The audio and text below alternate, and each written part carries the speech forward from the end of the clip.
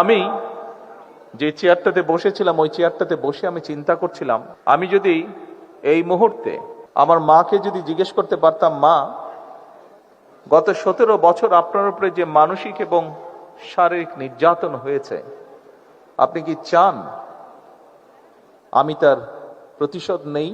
আমি যদি আমার মাকে জিজ্ঞেস করতাম যে আপনি কি চান আপনার সাথে যে অবিচার অন্যায় হয়েছে তার প্রতিশোধ আমি নেই, কারণ সেই প্রতিশোধ নেবার ক্ষমতা আল্লাহ রাব্বুল আলামিন আমাকে দিয়েছেন। আমার মায়ের সন্তান হিসাবে আমি নিশ্চিত আমার মা আমাকে বলতেন,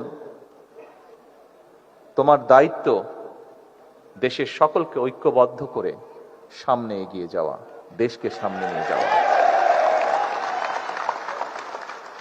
আমি যদি আমার ভাইটিকে জিজ্ঞেস করতে পারতাম যে তুমি কি চাও তোমার সাথে যে অন্যায় যে অবিচার হয়েছে, যেভাবে তোমাকে মৃত্যুর মুখে ঠেলে দেওয়া হয়েছে, যারা এর জন্য দায়ী তাদের বিরুদ্ধে আমি প্রতিশোধ নেই, কারণ সেই ক্ষমতা আল্লাহ আমাকে এখন দিয়েছেন।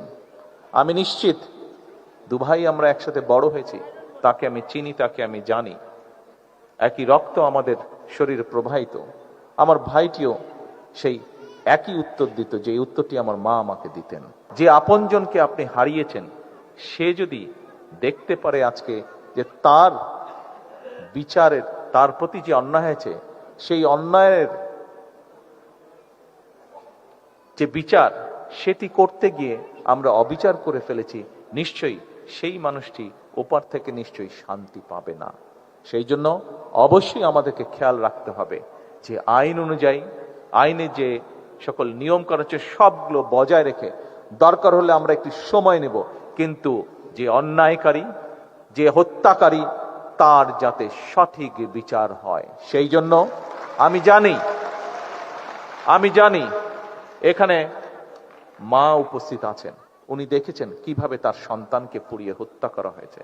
এখানে মা উপস্থিত আছেন, উনি দেখেছেন কিভাবে তার সন্তানকে গুলি করে হত্যা করা হয়েছে। এখানে ভাই উপস্থিত আছে, সে দেখেছে কিভাবে তার ভাইকে গুলি করে হত্যা করা হয়েছে।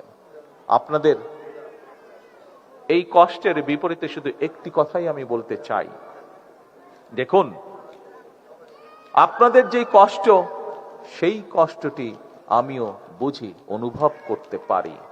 যে শারীরিকভাবে নির্যাতিত হয়েছেন, যেই নির্যাতনের কষ্ট আপনাদেরকে এখনো স্বৈরাচারের সময় থেকে শুরু করে 5ই আগস্টে জুলাই আন্দোলনে অনেকেই, বহু হাজারো লক্ষ মানুষ শারীরিক নির্যাতনের শিকার হয়েছেন।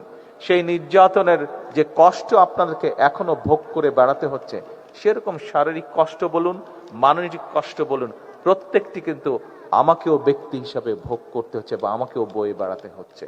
কাজেই আপনাদের সেই কষ্ট, সেটি মানসিক হোক, সেটি শারীরিক হোক, আমি কিছুটা হলেও অনুভব করতে সক্ষম।